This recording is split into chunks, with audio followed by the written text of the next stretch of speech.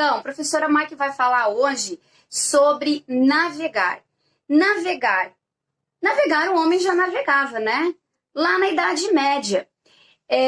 Mas a parte mais complexa, a de conhecer em alto mar, ficou para as grandes navegações modernas. Essas seriam as navegações interoceânicas, que ligavam povos e continentes, pessoas que nunca teriam se conhecido, não só em cultura, em linguagem, comportamento social, se não fosse esses desbravadores. O período em que isso ocorreu, ele foi lá no período do Renascimento.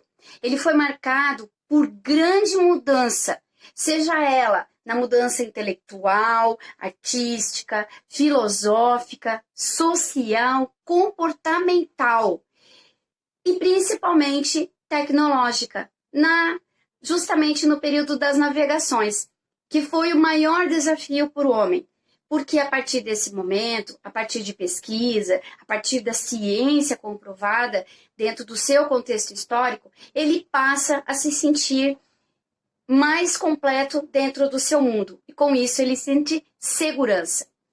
Navegar nesse período, lá, né, entre os séculos XV e XVI, ele não foi nada fácil para essas pessoas. Principalmente quando se tratava de mares desconhecidos, mares ainda não explorados. Porque era muito comum que as pessoas tivessem medo, né, pela falta de conhecimento da região e principalmente de imaginação, que não faltava. Eles imaginavam que existiam animais gigantes, né, perigos constantes em alto mar, e principalmente que a Terra era plana e que lá no finalzinho tinha um fim e eles passariam a cair nesse abismo. Então, tudo isso dificultava o conhecimento e a expansão.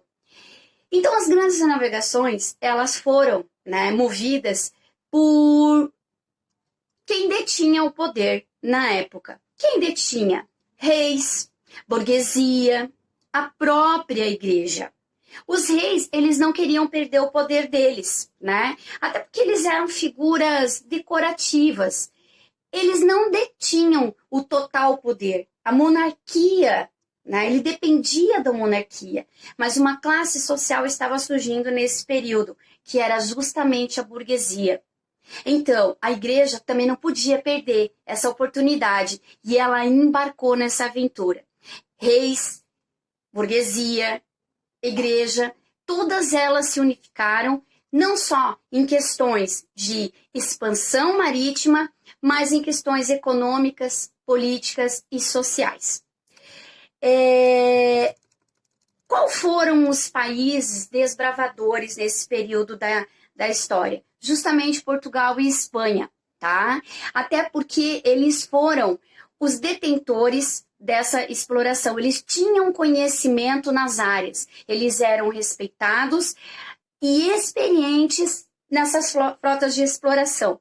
As tropas, elas sabiam as melhores formas de chegar aos destinos almejados, além de terem uma posição privilegiada geograficamente em relação ao adversário deles, né? Professora, mas qual que levou, né, a esses países a desbravarem outros locais? Vários foram os motivos, pessoais. Primeiro, a procura de terra fértil. Durante a Idade Média, o homem ele perdeu muito com a fome, a seca e principalmente a peste negra, que ocorreu ali no finalzinho da Idade Média. Isso é questão bastante pontual. Depois a busca por metais preciosos, que seria mais precisamente o ouro. A busca por rotas comerciais, isso inclui a Índia. A busca por uma expansão de comércio e também a expansão religiosa.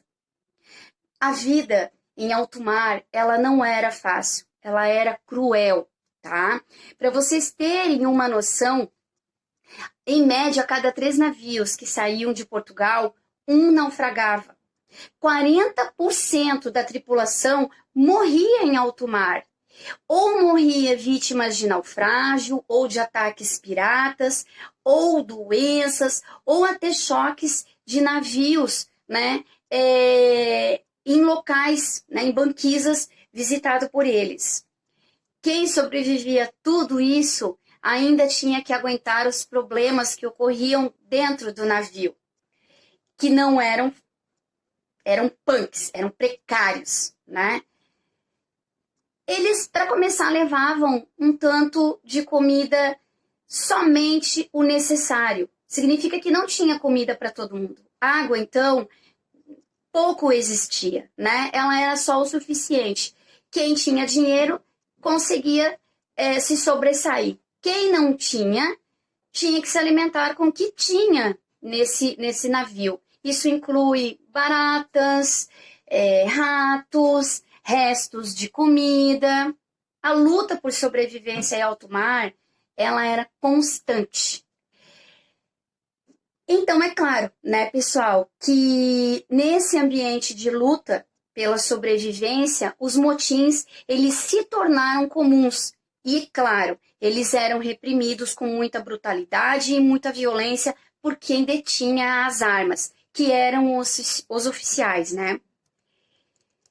Esses navios, né, eles tinham N problemas, mas eles tinham um valor bastante significativo em questão financeira. Eles chegavam destroçados ao ambiente, né, ao local, mas eles tinham um valor imensurável.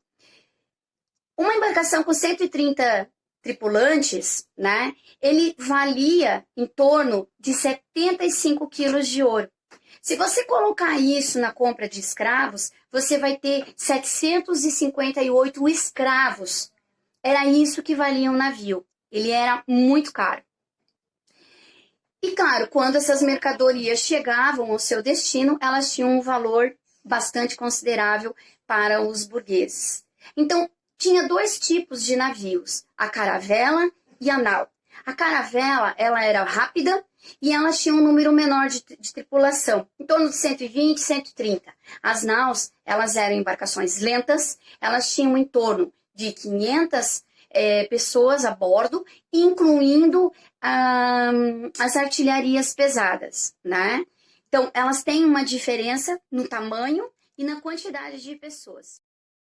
Toda essa mudança comportamental, social, cultural, de ver o mundo antes desconhecido, agora passa a ser uma janela para novas descobertas em novos lugares, onde o mapa antes ele era desenhado ou por monstros ou até pela própria igreja. Passa a ser desenhado por pessoas que têm conhecimento daquilo que um dia elas vivenciaram. Pessoal, espero que vocês tenham curtido essa explicação rápida, mas necessária com relação às grandes navegações. A professora volta no próximo assunto para falar sobre as Índias e sobre o descobrimento do Brasil.